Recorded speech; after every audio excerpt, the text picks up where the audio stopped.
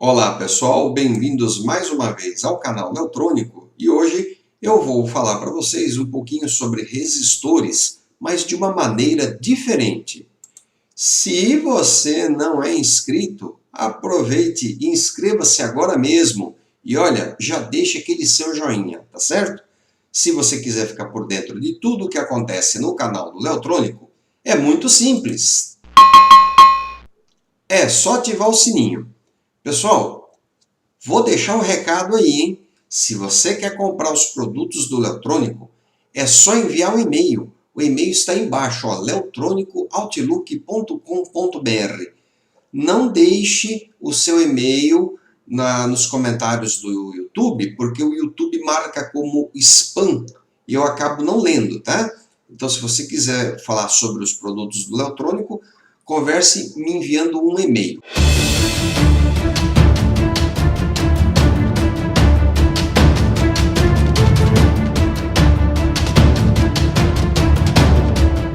Olha, vamos falar um pouquinho aqui sobre a linha do tempo. Vocês já ouviram falar do Ohm, né? A lei de Ohm.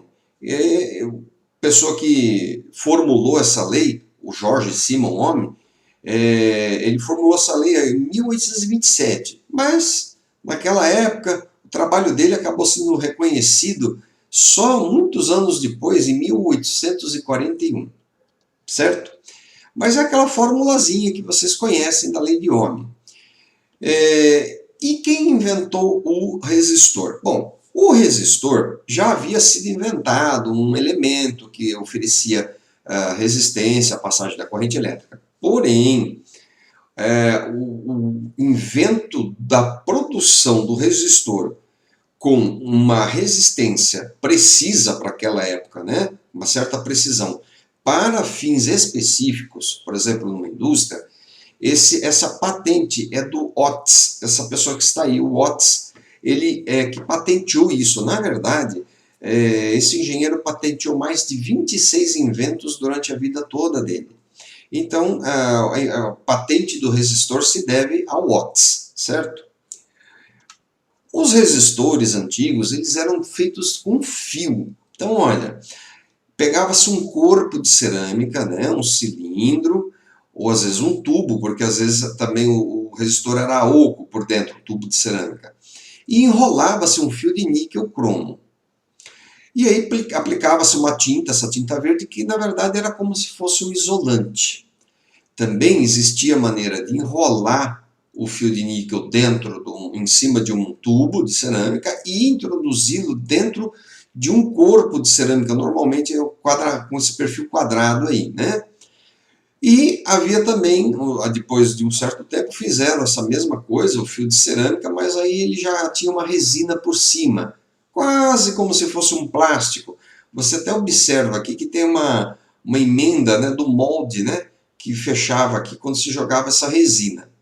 Bom, e existe também os resistores com uma maior potência de dissipação, que são feitos de fio, né, só que eles são introduzidos dentro de um dissipador de alumínio. Se você acompanha o canal do Leotrônico, tem uma playlist onde eu fiz a carga fantasma. E na carga fantasma eu utilizei esse tipo de resistor. Depois, com a evolução, foi feito o resistor com filme de carbono. É um corpo cerâmico onde se aplica um filme de carbono e aí obteve-se então uma maior facilidade de produção e uma melhor precisão também nos valores. E logo em seguida surgiu o resistor de filme metálico, metal filme. Esse resistor, você acompanha o canal do Leotrônico, você já deve ter visto a década resistiva. Na década resistiva eu explico o porquê de utilizar um resistor de metal filme.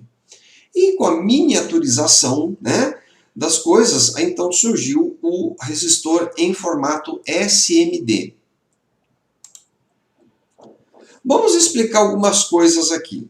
Olha, imagina que você tem um objeto condutor de eletricidade, algum tipo de metal, por exemplo, tá? Dentro desse objeto, nesse metal, ele é constituído por alguma liga de algum metal, não importa qual, mas existem lá dentro átomos, né? Os átomos desse material. Muito bem. Se eu quiser pegar os elétrons e fazer com que eles atravessem esse condutor, eu vou aplicar uma diferença de potencial. E aí os elétrons vão percorrer esse condutor. Então fica mais ou menos assim, ó. Os elétrons vão percorrendo o condutor, porém, observe que esses elétrons livres, chamamos de elétrons livres, eles vão acabar colidindo com os átomos do próprio material, que é feito esse condutor. E também, às vezes, acontece o seguinte, além dos elétrons colidirem com os átomos desse condutor, eles colidem entre si também. Às vezes acontece isso, né? Então, a colisão entre os átomos do condutor e a colisão entre os próprios elétrons que estão circulando. Essa colisão acaba gerando calor, né? É por isso que muitos condutores, quando são percorridos por uma corrente elétrica, eles acabam aquecendo. É o mesmo efeito de você esfregar uma mão com a outra. Por atrito, sua mão aquece. E aí, por atrito, gera-se calor aí com a passagem da corrente elétrica. A dificuldade que esses elétrons encontram para atravessar o condutor, ela é chamada de resistência. Isso que é a resistência, pessoal. A dificuldade que vai ser para que o elétron atravesse esse condutor.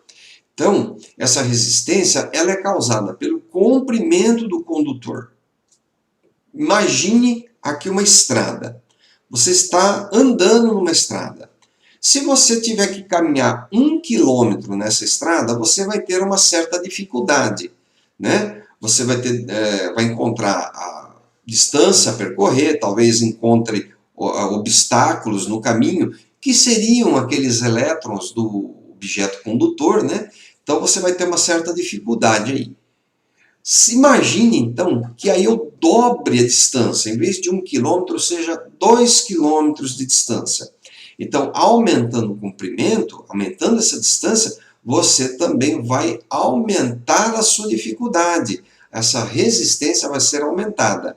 Então, é uma analogia para você entender por que o comprimento do condutor influencia na resistência. Então, grave uma coisa. A resistência de um condutor é diretamente proporcional ao seu comprimento. Se eu aumentar o comprimento do condutor, eu aumento a resistência desse condutor para a passagem de corrente elétrica. Um outro fator que vai influenciar na resistência é o diâmetro desse material.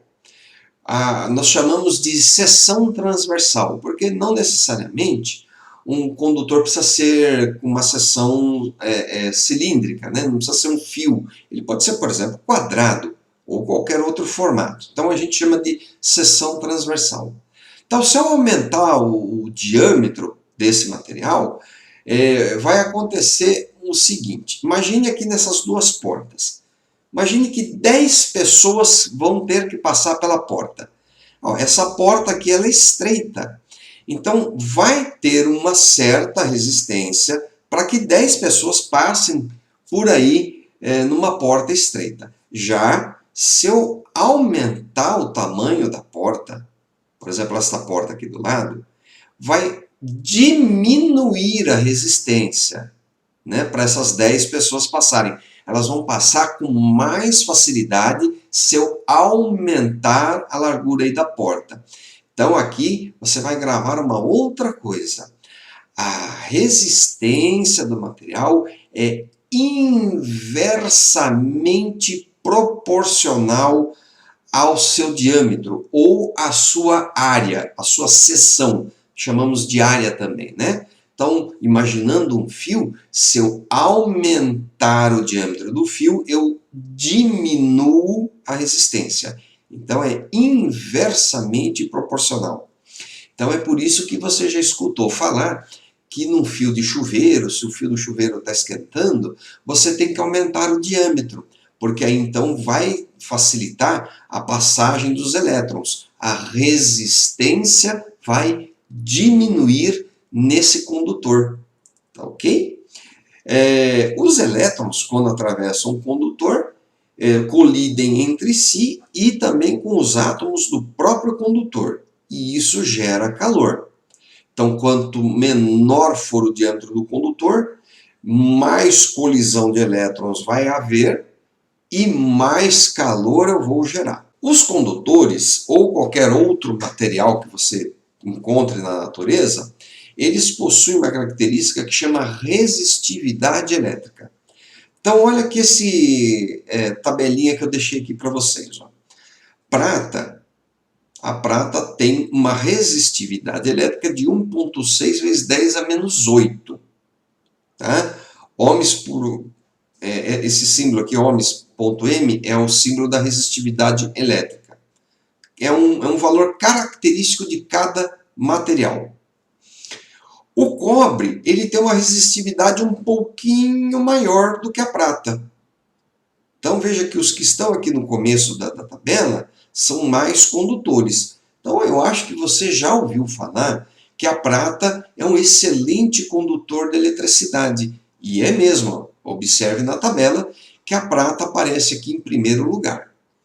O cobre em seguida 1,7 vezes 10 a menos 8. Aí você vai me perguntar, olha, se a prata é o melhor condutor, por que a gente então não utiliza a prata ao invés do cobre? E a resposta é simples, o preço, né? O custo. A prata é muito caro. Aí nós temos o ouro. Veja que o ouro tem uma resistividade elétrica um pouquinho maior que o cobre. E aí você vai perguntar, por que então utiliza-se ouro para banhar terminais, contatos, né? Aqueles contatos de pente de memória? Por que eles são folhados a ouro? Aí então a explicação é a seguinte, apesar do ouro conduzir um pouquinho menos de eletricidade do que prata ou cobre, o ouro tem uma característica química, ele não reage com a maioria dos elementos químicos. Ou seja, o ouro, por exemplo, não vai oxidar. A prata, se você tem objeto de prata em casa, você já observou que a prata escurece, ela oxida com muita facilidade. E o ouro não.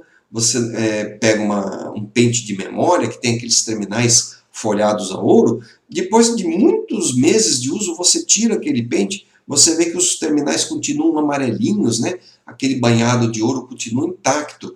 Então, é por isso que se utiliza ouro para contatos elétricos desse tipo de corrente muito baixa. Tá? Aí nós temos o alumínio, níquel, platina, chumbo e cromo. Então, observe que tem o níquel e o cromo que a gente faz, é uma liga, a liga níquel-cromo, onde faz aquele fio para fabricar os resistores de fio. E observe aqui no fim da lista, eu não coloquei todos os elementos, óbvio, né? Existem vários, mas eu coloquei para dar um exemplo que a borracha, a resistividade elétrica é de 10 elevado a 13, o que a torna um isolante e não um condutor, certo? Agora, eu vou mostrar para vocês os dois símbolos de resistor. Você já deve até ter visto os dois. Eu, quando estudei no Senai, na década de 70, nós utilizávamos este símbolo aqui, ANSI. Eu, particularmente, às vezes até hoje ainda uso ele quando eu vou escrever, fazer algum circuito com uma caneta, né, desenhando à mão, porque é muito mais rápido fazer esse desenho à mão da resistência. Ele imita mais ou menos o que você estaria vendo num resistor de fio, né? Aquele fio enrolado assim, na diagonal, né? Você percebe? E por isso que ele ficou com esse tipo de desenho. Era o fio enrolado no corpo de cerâmica, que eram os antigos resistores de fio. Mas hoje em dia, o mais comum é utilizar o símbolo desta norma IEC, que é um padrão internacional. Então esse é o símbolo mais comum hoje em dia.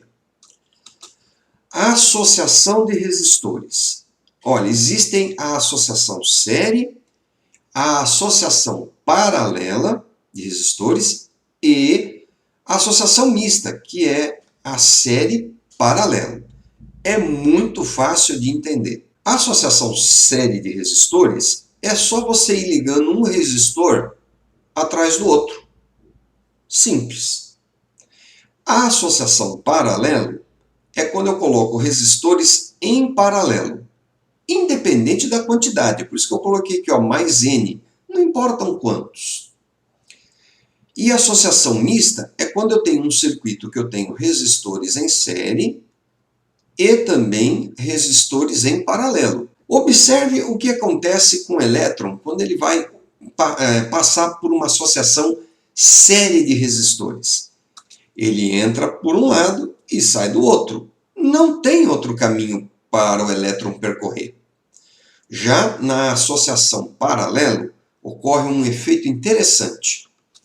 O elétron, suponha que o elétron vai entrar ali por cima, nessa associação paralelo, ó, quando ele chega nesse ponto, o elétron vai precisar se dividir. Vamos fazer de conta que nessa associação paralela eu tenha 3 resistores. Então aquela corrente que entrou vai ter que se dividir por 3. Em que proporção? Não importa nesse momento, porque a proporção em que essa corrente vai se dividir vai depender do valor de cada resistor. Tá? Muito bem, então essa corrente se dividiu em 3 partes, e aí cada parte vai percorrer um resistor. E observe que coisa interessante. Esses elétrons se dividiram aqui, essa corrente se dividiu, uma parte foi por aqui, outra por aqui, outra por aqui. Porém, aqui embaixo, eles acabaram se encontrando. Então, pessoal, a corrente ela vai novamente se somar e é uma regra. A corrente que entrou vai ser igual à corrente que vai sair. Então, se entrou 1 ampere aqui, esse 1 ampere se dividiu entre os 3 resistores em alguma proporção, porém, na saída aqui, essas correntes que se dividiram vão se somar novamente. E ela será igual a 1 ampere. Se entrou 1 ampere, sai 1 ampere. Se entrou 5 amperes, vai sair 5 amperes aqui. Tá certo?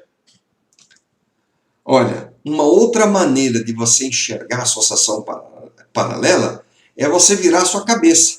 Esse circuito do lado, pessoal, aqui, ó, que a corrente entra por aqui, passa, se divide pelos 3 resistores e sai por aqui, na verdade é esse mesmo circuito, eu só girei ele. Então, às vezes, em eletrônica, você vai precisar aprender a enxergar as coisas de outro ângulo. Tá? Então, pode ser que você encontre resistores paralelos ligados desse jeito, ou ligados, desenhados desta maneira. Mas observe que o circuito é o mesmo, tá bom? Eu poderia ensinar você a calcular, e vou um pouquinho mais adiante, mas eu quero mostrar para você uma coisinha diferente e muito prática no nosso dia a dia. Aqui tem um site da DigiKey que eu vou mostrar para você agora. Ó. Olha que legal esse site da DigiKey. Você pode colocar aqui o idioma espanhol ou inglês. Eu deixei em espanhol que é mais fácil. Então imagina que interessante, olha. Calculadora de resistência paralela e série. Aqui nessa coluna, olha, calculadora de resistência em paralelo. Então imagine que eu vou colocar resistores em paralelo. Eu já tenho aqui na minha cabeça um valor. Vou colocar 2 resistores de 100 ohms em paralelo. Eu já sei por experiência que 2 resistores de 100 ohms em paralelo vai dar uma resistência equivalente de 50 ohms. Então, olha só. Eu vou digitar aqui em ohms, 100 ohms. É o resistor R1. Aqui em R2 eu vou digitar 100 ohms. São 2 resistores. E aqui embaixo eu obtenho já o resultado. Ó. Resistência total é de 50 ohms. E se eu quisesse colocar 3 ou mais resistores? É só você clicar nesse botãozinho aqui, ó. Agregar mais resistências. Então vou colocar 3 resistores de 100 ohms em paralelo. 33,33 ohms é a resistência total equivalente que eu vou obter dessa associação paralelo de 3 resistores de 100 ohms. Bacana, né? O link desse site está na descrição do vídeo. E aqui do lado tem a resistência série. Se eu colocar 2 resistores de 100 ohms em série, eu vou obter 200 ohms. Está aqui, ó, 100 e 100 deu 200 ohms. E se eu quiser agregar mais resistências, eu vou clicar aqui nesse botão, ele colocou o R3 agora. Vamos colocar um resistor de 50 ohms. Então, ó, 100 ohms mais 100 ohms mais 50 ohms em série vai dar um resistor equivalente de 250 ohms. Eu vou digitar aqui então 50 e o resultado aqui embaixo, ó, 250 ohms. Legal, né? Agora eu vou mostrar um outro site que tem um cálculo muito legal. Olha aqui, ó. Esse site aqui, ó, Arduino Companhia, cujo link vai ficar na descrição do vídeo, tem o calculador de resistências para um divisor de tensão. Muita gente deve ter dúvida de como calcular um divisor de tensão, não é mesmo? Mas aqui é muito simples, olha.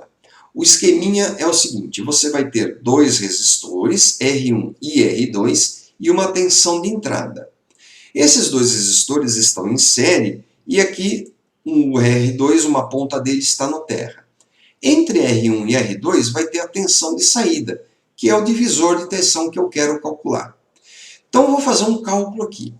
Você que mexe com o Arduino, tem lá as entradas analógicas do Arduino. E às vezes você já deve ter pensado, puxa, eu preciso fazer um divisor de tensão, porque o Arduino tem uma limitação. Só posso aplicar no máximo 5 volts na entrada analógica do Arduino.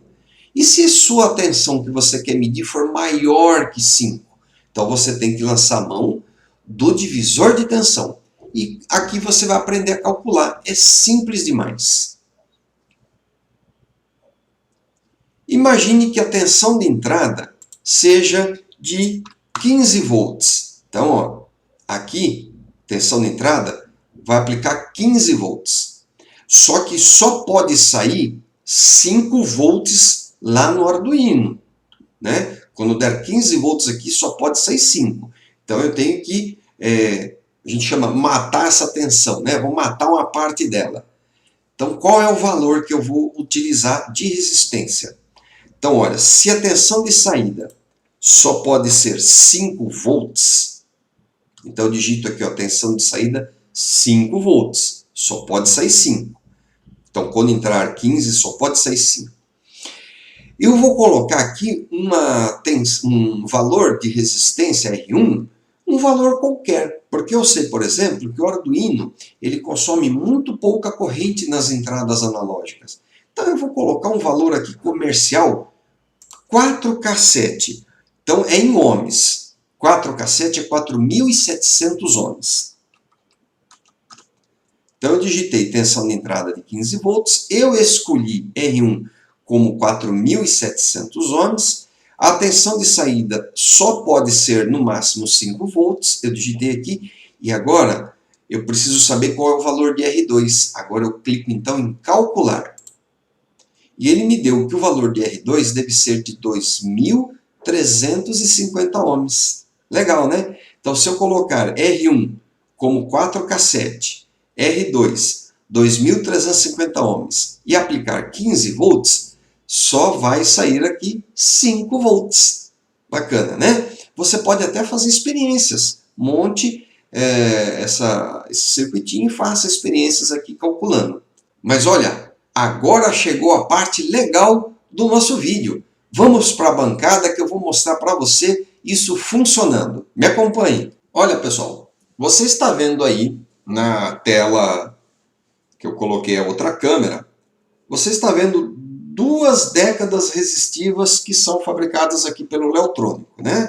Vocês já viram a playlist, eu ensinei a montar, porém eu também fabrico as décadas resistivas e é muito útil em laboratório ou oficinas de conserto de automóveis, de painéis de automóveis, oficina de injeção eletrônica, por exemplo, é muito útil também isso.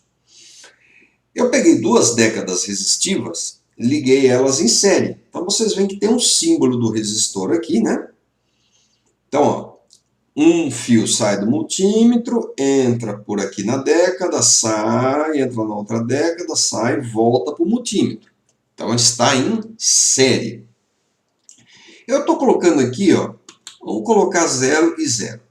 Então, ó, todas elas estão 0 e no multímetro você está vendo a resistência que eu estou medindo, a resistência lá em ohms, na escala de ohms, estou medindo 0. Tá? Vou colocar 10K na primeira resistência. Então, olha, apareceu lá 9,98. Despreze aí as casas decimais, que o multímetro não está no modo automático. Mas vamos arredondar ali para 10K. Então aqui eu tenho 0 ohms e aqui eu tenho 10.000 ohms. Então eu somo 0 com 10.000, dá os 10.000 que você está vendo ali. Tá? 9,98K. Eu vou colocar 10K nessa primeira década aqui também. Ó. Agora ficou 10.000 ohms daqui, em série com 10.000 ohms daqui, você está lendo ali 19,9798K, ou seja, vamos arredondar 20K. 10K com 10K, 20K de resistência equivalente. Simples, não é? Agora eu vou desmontar isto e vou ligar essas duas décadas resistivas em paralelo. É muito fácil. Ó.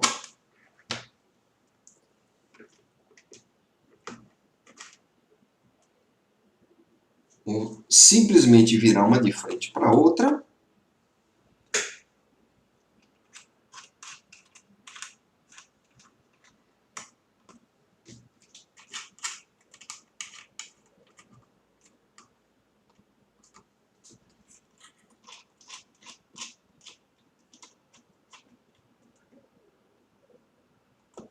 Prontinho. Elas já estão em paralelo. Simples, né?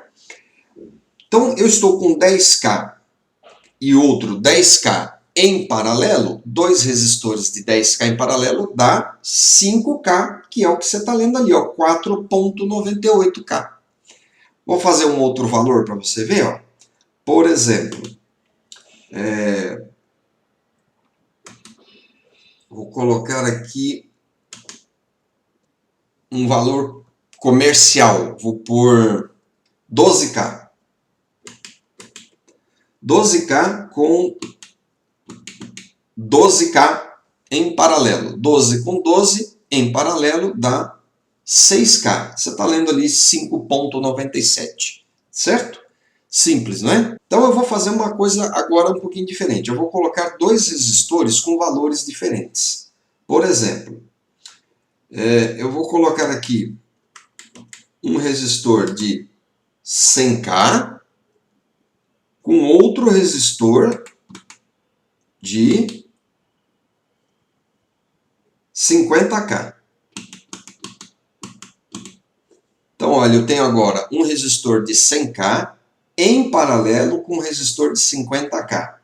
O valor resultante disso, a resistência equivalente de um resistor de 100K com um de 50K em paralelo é 33,3K. Interessante, né? E você pode utilizar aquela calculadora que eu mostrei no site e tirar a sua dúvida também aí. Então é isso, pessoal. Eu espero que você tenha conseguido aprender um pouco aí sobre os resistores. Eu espero que você tenha conseguido compreender sobre associação série, paralelo, misto e sobre como calcular, e utilizando aqueles dois sites que eu mostrei para vocês, calcular resistência equivalente e também calcular a queda de tensão, tá? Como um divisor de tensão. Se você quiser encomendar seus projetos com eletrônico, é só mandar um e-mail, e você já sabe que meu e-mail está no final desse vídeo. E se você quiser fazer também sua placa de circuito impresso, se você tem uma ideia, se você já tem um esquema, é só conversar comigo. Obrigado e até o próximo vídeo.